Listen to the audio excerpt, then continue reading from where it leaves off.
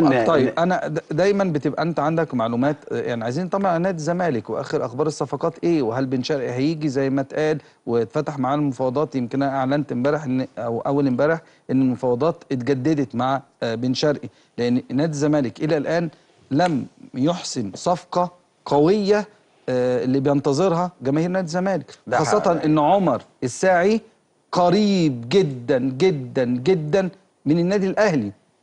انت ايه بتعمل كده ليه؟ لان انا جيت هنا قدامك وفاكر قلت لك ان عمر الساعي ده مشروع لعيب كبير ونفسي ان يجي نادي الزمالك، وكان للاسف انا كنت بوجه الكلام ده للناس في نادي الزمالك ان هم يسمعوا ده وياخدوا بالهم ان ده لعيب كبير جدا جدا. ما حدش ما هو دخل النادي الزمالك مفاوضات ولكن لا ما دخلش خالص، لان لا احنا دخل يعني حاجات كده من بعيد لبعيد.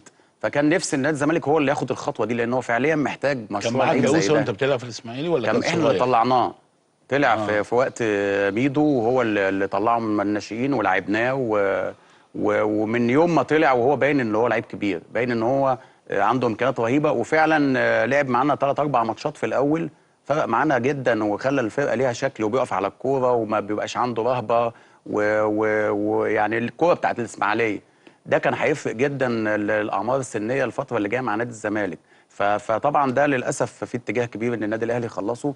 بن شرقي الموضوع لان كان نفسي ان هو يبقى موجود في نادي الزمالك، نفسي يبقى موجود في الزمالك. انت مش كل حاجه كابتن عمر عاوزها عندك وبتاع، يبقى المنافسه مش موجوده بره وفي نفس الوقت انت لا على كل لعيبه. هو عمر متاح دلوقتي للزمالك او للاهلي او لاي حد، بس اللي انا شايفه يعني ان اتجاه في النادي الاهلي هو الاكثر جديا اللي ماشي في سكه المفاوضات. طب الزمالك بقى ماشي بن شرقي فتح تاني الباب التفاوض تاني الفتره اللي فاتت او من خلال 3 4 ايام اللي فاتوا، وبرضه يبقى الموضوع على المقابل المادي. يمكن الزمالك نزل المره دي عن الرقم اللي كان قبل كده، وفي بعض التفاصيل ان هو ممكن يعمل بونص يعوض بيه شويه الرقم القليل، فلسه التفاوض شغال. طب هو هيبقى اضافه يا اوسه؟ طبعا هيبقى اضافه. احنا قلنا ان بن شرقي اولا محبوب جدا من الجماهير، لقى نفسه في نادي الزمالك، مش غريب على نادي الزمالك. وارد ان هو كابتن عمر يتنقل لدوري تاني وما يبقاش فيه، ما يتاقلمش كويس، ومجموعه اللعيبه او طريقه الدوري او المدرب ما تخدموش،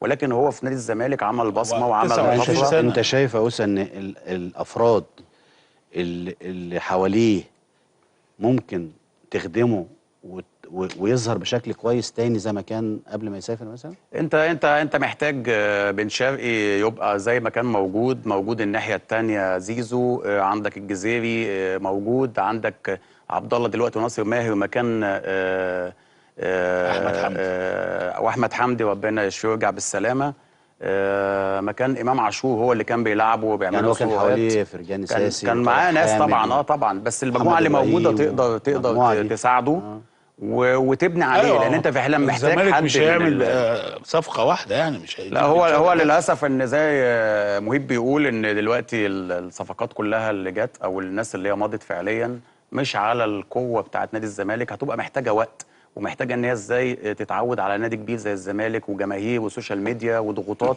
فكلهم مش هيعملوا الطفره، مش هيعملوا النقله.